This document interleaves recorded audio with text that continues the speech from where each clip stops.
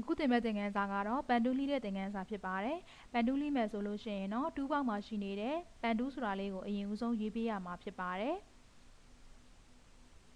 ကီးဘုတ်မှာရှိနေတဲ့ P ကိုနှိပ်မယ်ဆိုရင်လည်းရပါတယ်။ပန်တူးကိုရွေးပြီးတာနဲ့ပန်တူးရဲ့ 2 option ပါလေးမှာအရင်ဦးဆုံးဒီမှာ pass ဆိုတာလေးကိုတစ်ချက်နှိပ်ပေးပါ။ auto add and delete ဆိုတဲ့နေရာလေးမှာလည်းအမှတ်ထည့်ပေးပါမယ်။ဒီမှာကတော့ app to pass ဆိုတဲ့နေရာလေးမှာတစ်ချက်နှိပ်ပေးပါမယ်။တခြားနေရာတွေမှာဝင်နေမယ်ဆိုလို့ရှိရင်တော့ဒီမိမိလိုချင်တဲ့ selection ကိုမရဘဲနဲ့ selection က embed ဖြစ်နေတာတွေဖြစ်တတ်ပါတယ်။ဒါကြောင့်မလို့ဒီမှာရှိနေတဲ့ app to path area ကိုနှိပ်ပေးပါမယ်။ပန်တူးရဲ့သဘောတရားကိုအရင်ဦးဆုံးရှင်းပြပါမယ်။ပန်တူးကတော့အပေါ်ကိုခုံ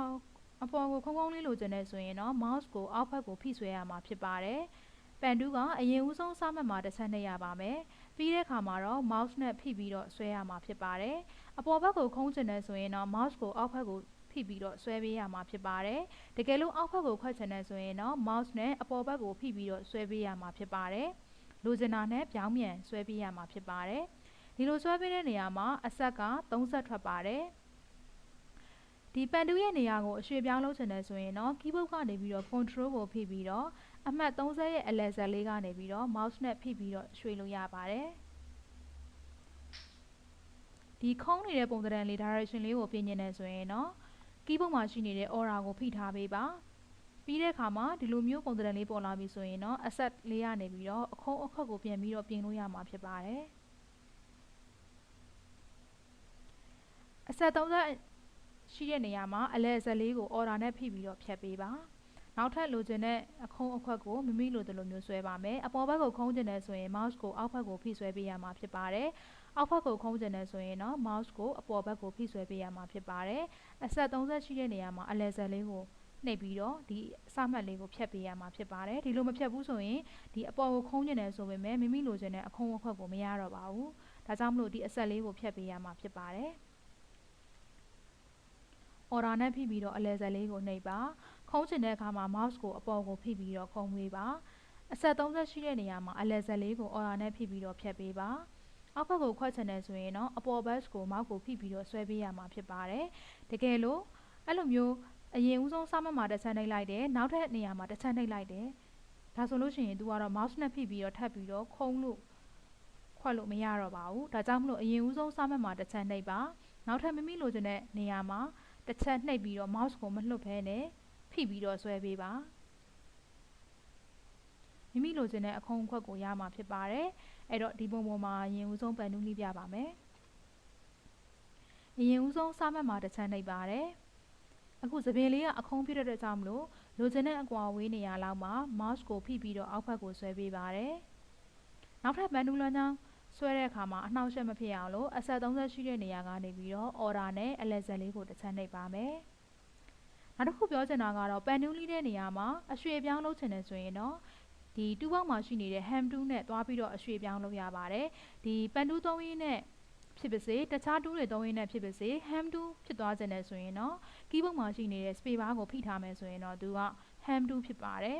်ဒီ space bar ကိုလွှတ်လိုက်မယ်ဆိုရင်တော့မိမိယူထားတဲ့ tool ပဲဖြစ်သွားပါတယ်အခုဒီမှာပန်တူးကိုသုံးနေရင်းနဲ့နေရာရွှေ့ကျင်နေဆိုရင် keyboard မှာရှိနေတဲ့ space bar ပေါ်မှာဖိလိုက်ပါဒါဆိုလို့ရှိရင်နေရာရွှေ့လို့ရသွားပါပြီလိုချင်တဲ့နေရာမှာ mouse နဲ့ဖိဆွဲပါအဆက်30နေရာမှာအလဲဆက်ကို order နဲ့ဖိပြီးတော့ဖြတ်ပါနေရာရွှေ့မယ်ဆိုရင် keyboard မှာရှိနေတဲ့ space bar လေးကိုဖိထားပေးပါပန်တူးလိတဲ့အခါမှာမြန်ဖို့မလိုပါဘူးအရင်ဦးဆုံးကတော့မှန်ဖို့ပဲအရေးကြီးပါတယ်ပန်တူးလိတဲ့အခါမှာအနားသားတွေကိုတည်သက်အောင်လှီးပေးရမှာဖြစ်ပါတယ်ဒါမှသာမိမိလိုချင်တဲ့ပုံကတည်သက်နေမှာဖြစ်ပါတယ်အခုံးလိုချင်တယ်ဆိုရင် mouse ကိုအပေါ်အောက်ဘက်ကိုဖိပြီးတော့ဆွဲရပါမယ်အလဲဆက်ကိုတော့အမြဲတမ်းဖြတ်သွားပါမယ်ဒီအလဲဆက်ကိုဖြတ်သွားမှသာမိမိလိုချင်တဲ့အကွာအဝေးကိုရမှာဖြစ်ပါတယ်အခုဆိုရင်အပြင်အရေးကြီးကိုမှားပြီးတော့ပန်တူးလိလိုက်မိပြီဒီအထဲထဲကိုပန်တူးရဲ့အကွာအဝေးကိုပြန်ပြီးကတ်ချင်တဲ့အခါမှာတော့ keyboard မှာရှိနေတဲ့ control ကိုဖိထားပေးပါပြီးရင်တော့မိမိလိုချင်တဲ့ပတ်ပေါ်မှာသွားပြီးတော့ mouse နဲ့ဖိပြီးတော့အထဲထဲကိုဆွဲကပ်ပေးပါ control ဖိထားပါမယ်ဒီလိုမျိုး mouse နဲ့ဆွဲကပ်ပေးရမှာဖြစ်ပါတယ် control ကိုယူထားပါမယ် mouse နဲ့ဖိပြီးတော့ဆွဲကပ်ပေးရမှာဖြစ်ပါတယ်ဒါကြောင့်မလို့ပန်တူးသုံးနေရင်းနဲ့အကွာအဝေးကိုရွှေ့ကျင်နေဆိုရင် keyboard မှာရှိနေပြီးတဲ့ control လေးကိုဖိထားပြီးတော့ဒီအဆက်နားလေးကနေပြီးတော့ဖိဆွဲရမှာဖြစ်ပါတယ်ပန်နူးလီတဲ့အခါမှာအလဲဆက်ကိုအမြဲတမ်း order နဲ့ဖြတ်သွားပါမယ်ဒါမှသာနောက်ထပ်မိမိလိုချင်တဲ့အခုံးအခွက်ကိုမိမိစိတ်ကြယူလို့ရမှာဖြစ်ပါတယ်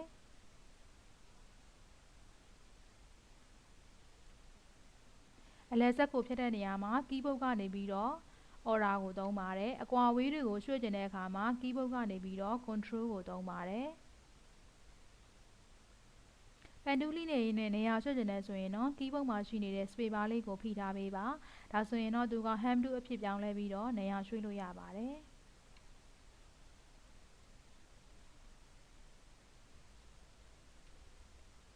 မိလိုချင်တဲ့အကွာအဝေးရောက်ရင် mouse နဲ့ဖိဆွဲပေးပါအလဲဆက်ကိုဖြတ်ပေးပါမယ်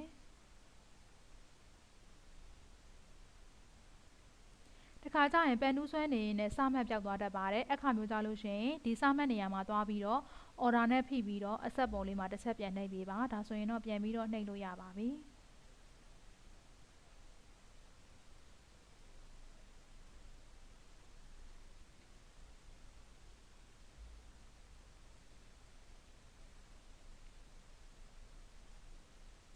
နေရာရွှေ့ချင်ရင် mouse ကနေပြီးတော့ control လေးဖိပေးထားပါပြီးရင်တော့နေရာရွှေ့လို့ရပါပြီ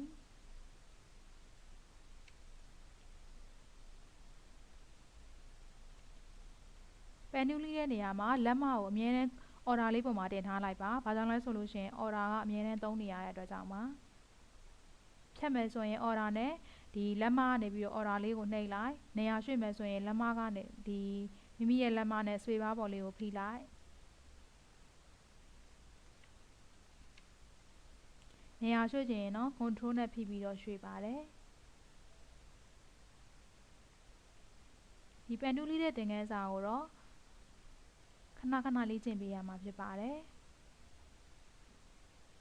ပန်တူးလီတဲ့အခါမှာအစပိုင်းမှာတော့ခက်ခဲပါတယ်နောက်ပိုင်းကျလို့ရှိရင်တော့တဖြည်းဖြည်းနဲ့လွယ်ကူလာပါလိမ့်မယ် mouse နဲ့ဖိဆွဲပါတယ်အလဲဆက်ကို order နဲ့ဖြတ်ပါတယ်မှားပြီးတော့နှိပ်မိတယ်ဆိုရင်တော့ keyboard မှာရှိနေတဲ့ control order ဇက်ကိုနှိပ်ပေးပါ